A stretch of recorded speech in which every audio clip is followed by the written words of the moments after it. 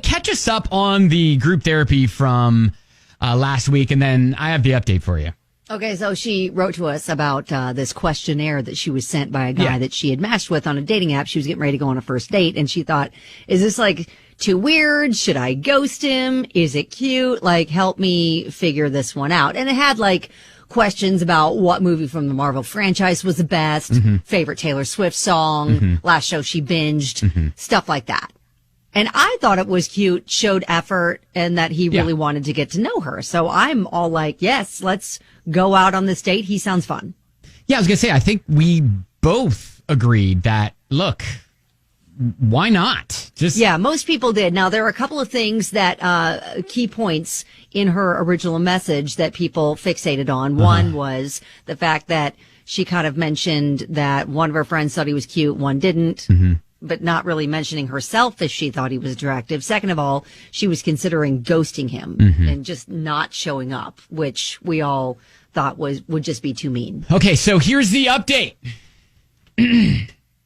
Hey, I'm not mad at you two. That's not a good way to start. But I just thought I'd get more support rather than comments like grow up and be more mature. Not cool. Well, yeah, the peanut gallery can put the brutal in honesty. Yeah. Despite all of that, she writes, I agreed to meet him anyway.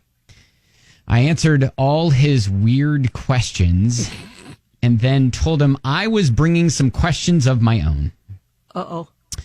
We met up, and it was nice that he was as attractive as his profile made him out to be. Okay, good. So he wasn't false advertising. That's always a danger when you're online dating. Yes. Okay, that's good. Yeah, that is good. Right away, he started making fun of me for not knowing any Marvel movies. Okay.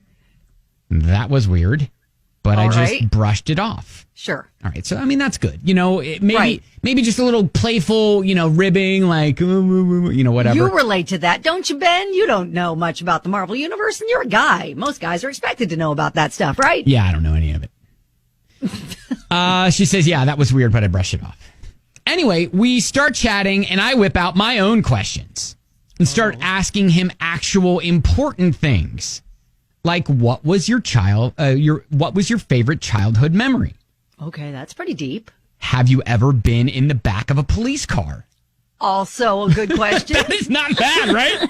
It's not bad. That's pretty good. What would your ex-girlfriend say about you? Ooh. Okay. That's getting a little dicier and a little more personal. Yeah, I was going to say, but, I'm not necessarily flagging her on any of those questions. I'm not either. Right. I think these are all great probing questions, perfect for keeping the conversation going on a first date. Right. She writes, he did have a cute story about going to the zoo with his grandma. Aww. Yeah. And yes, he has been in the back of a police car, which he said was for getting busted at a party underage drinking, but not a big deal.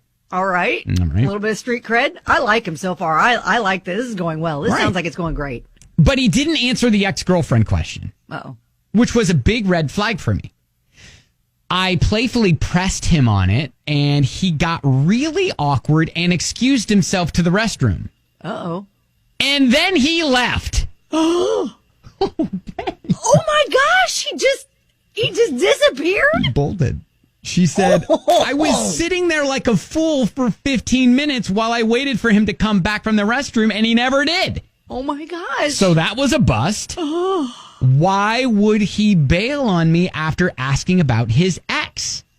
What the heck? He texted me later saying he's sorry he had to leave, but his stomach was hurting him and he needed to go. I haven't texted him back yet. But what should I even say? What would you do? Has anyone ever had an awkward first date that turned out good? Oh, wow. Thanks, and hopefully your listeners will be nicer this time. Okay, yes. Wow. Got it. All right. Okay. Good note.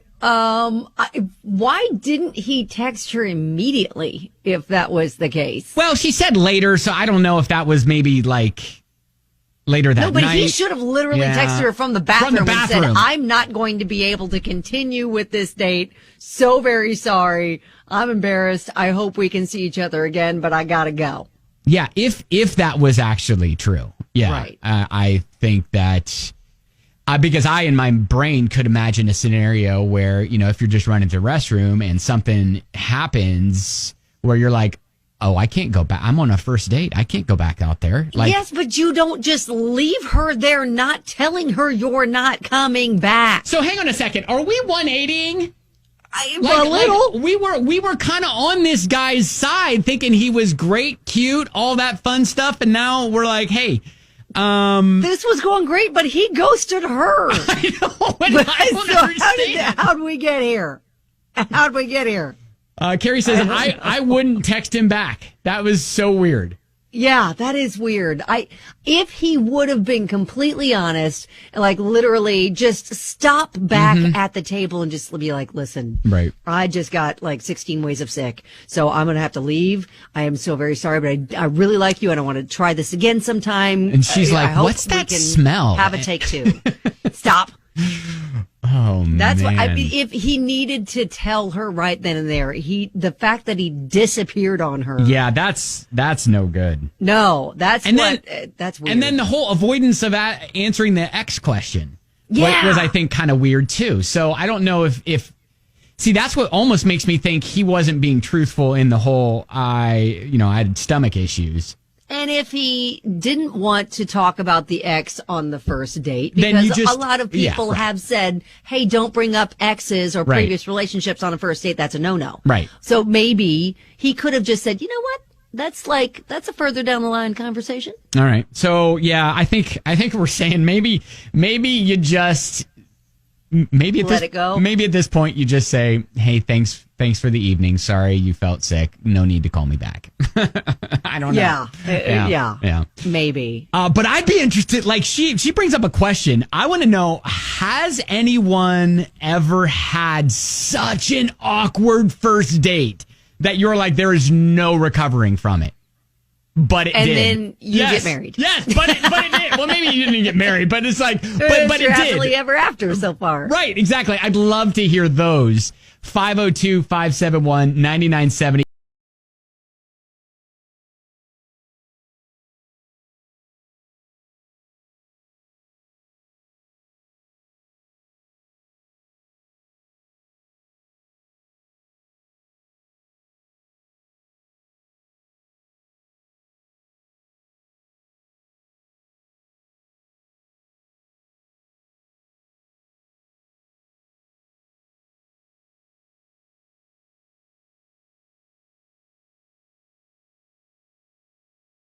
So after our listener was on a date, her date excused himself to the restroom and just left. Disappeared. Like after he kind of skirted a question about what his ex would say about him. Right. He kind of got a little awkward, didn't want to answer it, and then disappeared to the bathroom and then never came back. Right. So she was all like, have you or anyone had an awkward first date that turned out good? And I'll say, you know what? This wasn't a first date for my wife and I, but I've said it on the show before, but it was when we were newly dating. Like we weren't maybe more than a few months in. And I wet the bed when she was in bed with me. Oh, so, no. On her. And that so is on accident, like it was accidental, and it's not something that I was like a bedwetter into my 20s. It was just like one of those random times. Did we have a little bit too much of the drinky drink? I don't even remember what. Like I don't think anything out of the normal was the night before, but it was, yeah. And so I woke up obviously first and was thinking, how am I going to change the sheets, change her sweatpants that she was wearing, and while she stayed asleep this entire time. Oh yeah, no, that didn't happen. She figured it out. Right, and obviously that worked out. We're married. Forgiving woman. Have been married for a long time. That's got a text from a listener that said, first time I met my wife in person, I panicked and ended the night early. She was so sure she'd never see me again. We got married Saturday. Oh, all right. All right. Mary, what happened? So I was on a date. I was a triple date. We were at a bowling alley, and I was just feeling really, really sick. And we gathered around to take a group picture, and I threw up. in front of everyone. It was captured on camera. Oh, God. Oh, God. And I was on the date with this guy. His roommate was also on the date, is now my husband. So he saw me throwing up and was like, that one. That's the one I want right there. Yeah. Well, so that worked out. So that's good. Yeah. All right. Mary, thank you so much for sharing your experience. Of course. Of course. Thank you. That's fantastic. That's my girl. Right there. That's it. That one, heaving buckets right there over the... That's my lady. Maybe he was just impressed that she bowled with a 12-pound ball. Who knows? Probably. Oh, I think that's great. You know what? My sister ended up marrying like the best friend of a guy that she went out on a couple of dates with. Oh, Like, right. yeah, so she was like, oh, this guy is like, we called him Beautiful John. Right. And then Beautiful John like had a best friend named Billy who actually set them up. Billy reached out and said, hey, my friend John wants to go on a date with you. And then he ended up marrying my sister. That is funny. All right. I know.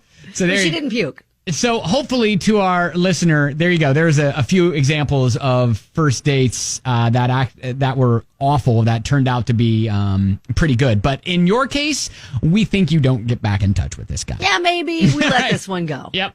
There you go.